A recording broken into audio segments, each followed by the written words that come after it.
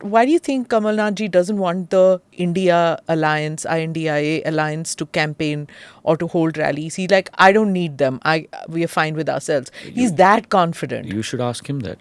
He seems, see, the alliance is just about in its nascent stage. What is your view about it? That do you think any ripples at all in your state? From my point of view, I'm very clear whether there is an India alliance or there is no India alliance. The BJP is very strongly rooted in Madhya Pradesh. It is rooted in every panchayat. It is rooted in every ward. Couple that with the fact that development has reached every panchayat, development has reached every ward. There is tremendous amount of belief in the party. There is tremendous amount of belief in the leadership of the party, both in the center and in the state. And I am very confident that the people of my country and the people of Madhya Pradesh both are extremely astute when they cast their franchise. And they will cast their franchise for what will do good for them in their perception. And as far as the Indie Alliance or the India Alliance, this is exactly the internal quagmire, if you will, that this alliance is faced with. It is doomed from the day it starts.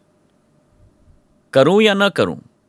Saath rahe ya na rahe. Whereas they say that it's the BJP which is nervous. That's why this whole Bharat India thing. Why has this alliance all come together? It is not a fight for democracy. It is not a fight for development. It is not a fight for Bharat Jodo. It's a fight for kursi. And you think the people of India don't see through that? Where on the one hand you have a towering personality of a man that is devoted to Ma Bharati. Every step that he takes, every single minute of every single day, a person who works 22 hours a day for India, for Bharat, today is being conspired against by this India alliance just because for some way or the other they have been away from the kursi for too long and they want it. Why? It is not to serve India. It is not to serve their state.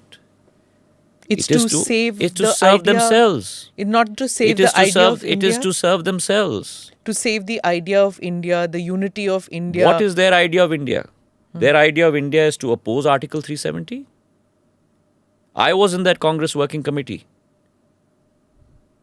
where the abrogation of Article 370 was being attacked. And I raised my voice, even though I was in the Congress working committee, as a member of the Congress working committee. And I said that this is the idea of India that we are attacking. There is no way we should do this. And I was attacked. And I'm talking about, roughly about 10 months before I left the party. What did they say to you? I don't want to get into that. That's my past. Okay. But Sure. let me just say this, they did not spare me. So that's fine. And that's fine. We can have a difference of views. And I respect that. I even tweeted on that. Their idea of India is to oppose the Ram Mandir. Their idea of India is to go outside India and attack India. Their idea of India is anything that is constructive for India must be decried. That is their idea of India. There have been many governments in the past, Smita-ji, and let's go back in history, where you and I may be, I don't want to use the word foes, but opponents, politically. But when the idea of the country comes in mind, we have worked together. Atal Bihari Vajpayee ji is an example of that. Yeah. Country always must come first. For the BJP, it's country followed by party. For others, it's the converse. That's the difference. And therefore, this fight is not for India. It is for their existence. In your interaction with Mr. Modi, when you first met him after you joined the party, did you, firstly, who approached you to join the BJP? One, if you can tell me that. If you can't, I well understand. But when you had your first meeting with him, what was that like? Well, let me say this, that I don't want to get into my past, as I mentioned, but I had met with Mr. Modi even on the sidelines of Parliament while I was in Parliament on the Congress side. And I always had a respect for him in terms of his commitment towards development, progress, the country. And my first meeting with him was a very, very warm meeting. A very warm meeting.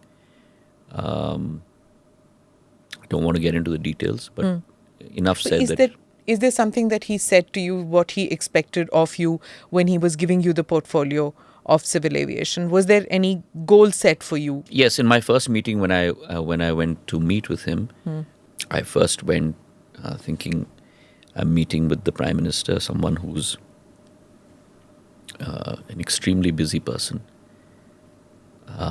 And I had thought to myself that I'd be spending 10 minutes at most. Modi ji spent an hour and 15 minutes with me. And we had a very free-ranging conversation, not limited to politics, not limited to the portfolio. And it just amazed me that a person who is so busy, so, I don't want to use the word burdened, but so many responsibilities on his shoulder, the time he spends with you is with you. That in itself gets you completely committed to that person. And the bell didn't ring once. Yeah, that's what I was going to ask you. He's not checking his messages, files, nothing. Completely devoted to the person that he's conversing with. And that is leadership to me. That is commitment to me. And as I said to you, that I am not someone who's governed by this. I'm someone who's governed by this.